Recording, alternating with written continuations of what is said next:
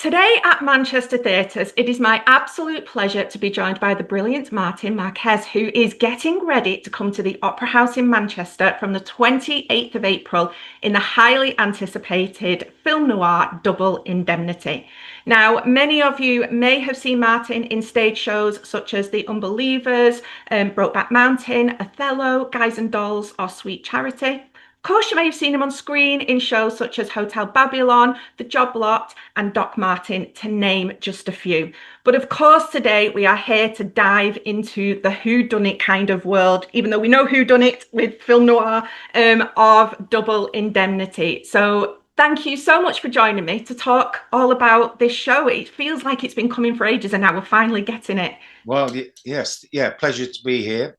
Yes, we're coming towards the end of the run, last section of the run. So the show's been doing really well. Audiences seem to be really enjoying it. And we are now up and running. And I would say we're sort of at our best now. And the show's really in top form. Yeah. Yeah, brilliant. So for those who may not know the genre of film noir or indeed Double Indemnity, tell us what we need to know about the story and kind of the structure of it. Yeah, I think, it is a classic film noir, and the way they work, as you pointed out, we sort of know beforehand what's happening, and then we see it either being, so in the film, it's narrated. He's telling his boss about what happened.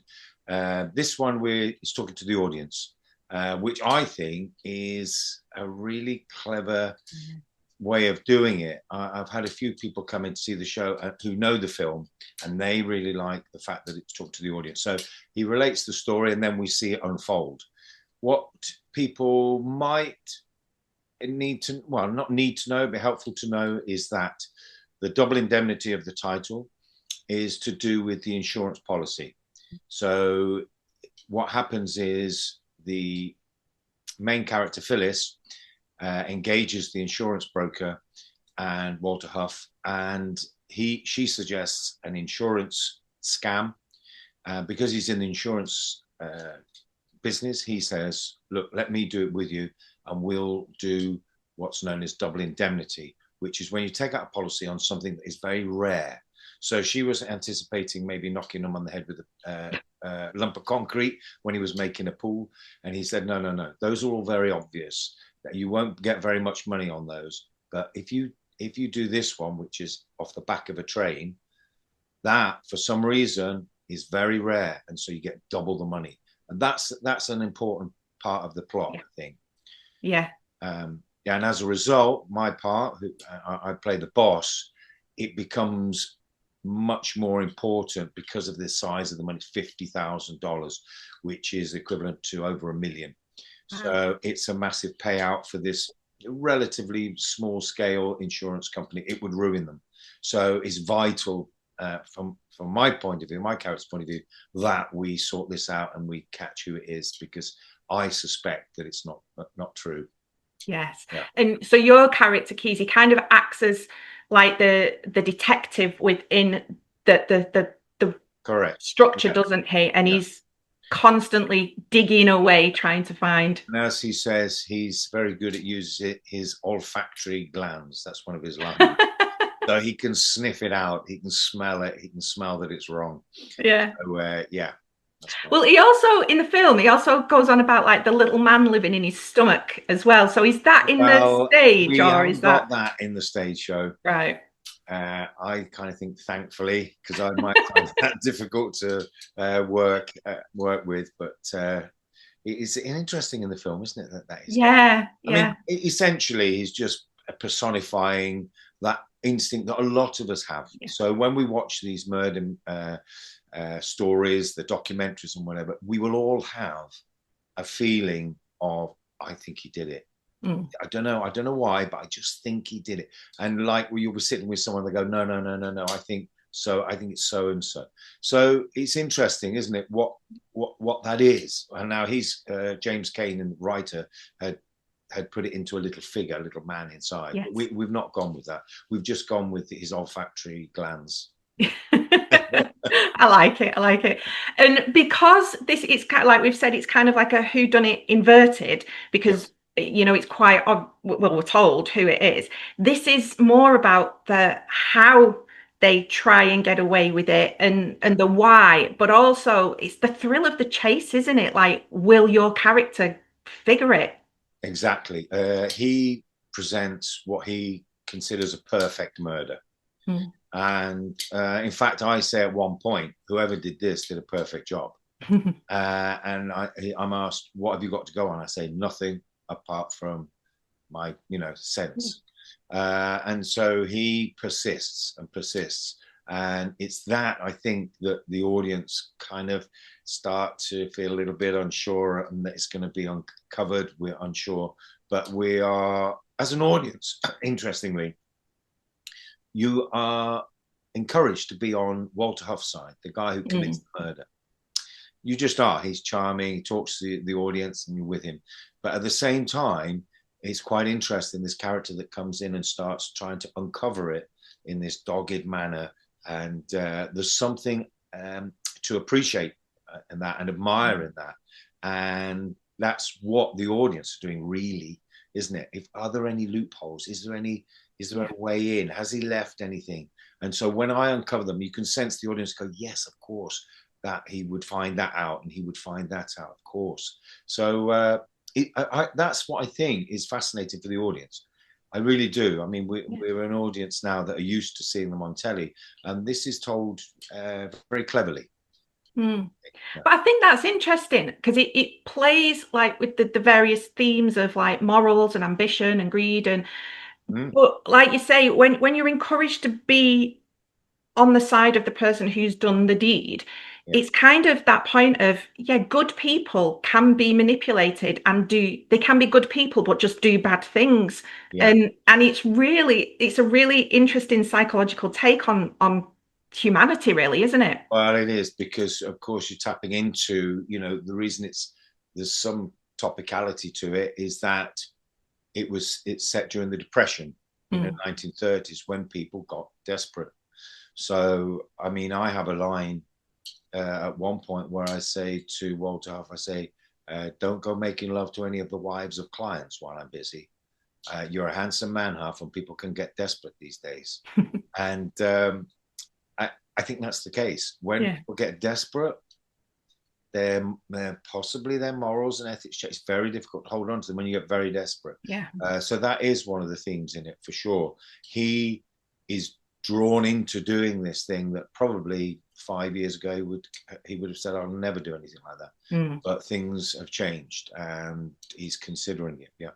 Yeah, circumstance drives you for sure. Yeah. And what's interesting is with like film noir, it's like that kind of what you're describing, basically the psychological tension, that unnerving atmosphere. And I think you've already touched on it with, us being spoken directly to as an audience within the theatrical production.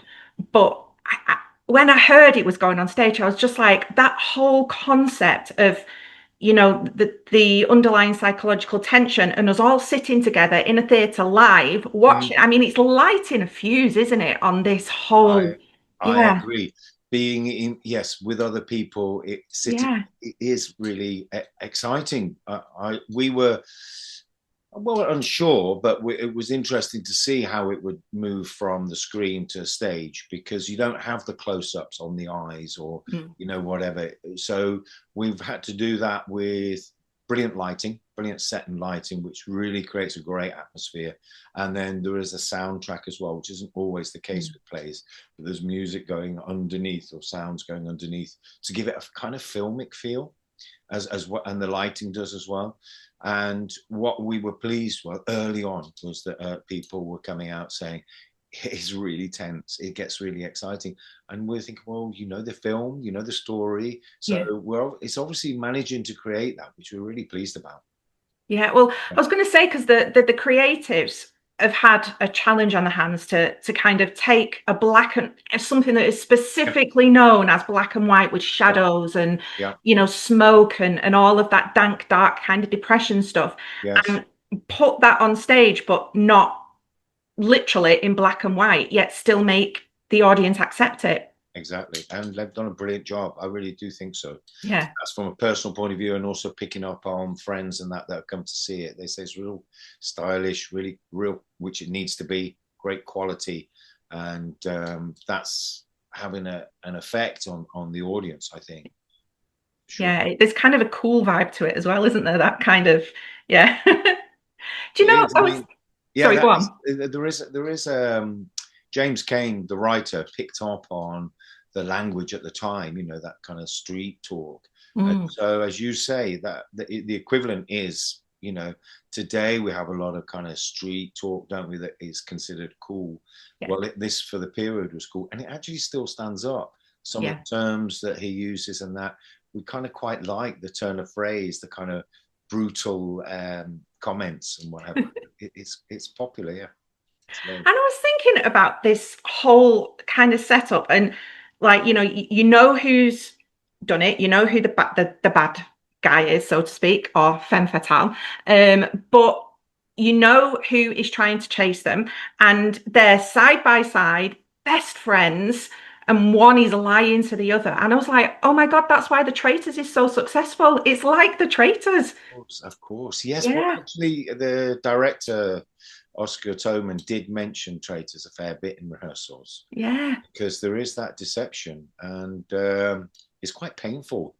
You know, Mm, in particular, the most painful one I think is that Walter Huff has to deal with the daughter of the person who is mm, murdered, and that's really painful to watch because obviously she's upset that her father's died, but she doesn't know Walter's done it, and she's confiding in him and looking for some kind of empathy, comfort from him, which he's giving all the while knowing he's the one mm. who's created it. He's the one who's done it. Yeah. Yeah, it's And there's kind of that, yeah, there's that play between your character and Walter as well, mm, because, they're more than just employee, boss yeah, employee. There yeah, is a strong relationship. So it at the end, it's kind of like he's more upset by being lied to than actually the deed of what he's done.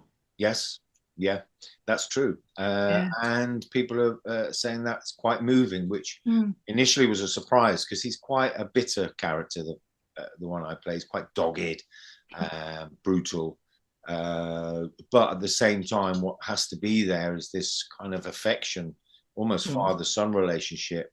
Trusts him completely, never suspects him at all throughout until he finds out in the end. And yeah, although he's kind of expresses it in a certain way, you should be able to see within him this upset, and I yeah. think that's what the audiences are getting from it. Yeah.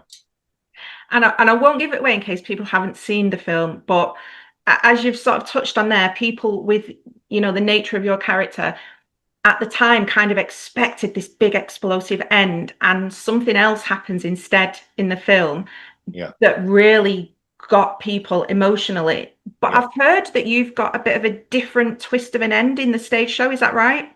Yes, we Yeah. have, because of the concept of speaking to the audience. We had to sort of continue that, and we tried, in fact, during previews, two or three different endings. Okay. So the ending we have now is not the original ending that was in the Right. script when I read it, but I think it works a lot better, Mm. and I feel it's satisfying for the audience. So far, no one's mentioned that it's unsatisfying. As you say, won't mention it because it will spoil the ending. No. That's not in the film. But yeah, it's, well, you'll see. You'll have to come and watch. You'll have to come and watch to see how it all ends. Yeah, Well, I, for one, cannot wait. And it has been an absolute pleasure chatting with you today, Martin. Thank likewise. Yeah. you. Yeah, thank you so much. And as we've said, you can catch it at the Manchester Opera House from the 28th of April. It is going to be worth the wait. I can promise you that from what I've been reading and seeing about it. We will see you very soon. Thank you. Thank you. See you soon. Absolutely incredible. Brilliant. I absolutely loved it. It just had me on the edge of my seat. I couldn't fault it. It's really dynamic. Great acting. I think the leads were exceptional. I was like on the edge of my seat, like really gripped. The set design was absolutely amazing, and I loved that like noir vibe of it. Very interesting story, all kind of behind closed doors. Shakespearean almost, where everything slots in really well together. The whole setup is beautiful. Everyone's just waiting to find out what happens next. Interesting plot twists. It's like you could hear a penny drop. I've seen the film, so I was really excited, but I have to say I preferred the play. Quite different from a lot of other things I've seen. Definitely worth seeing. If you want a great night out, come watch.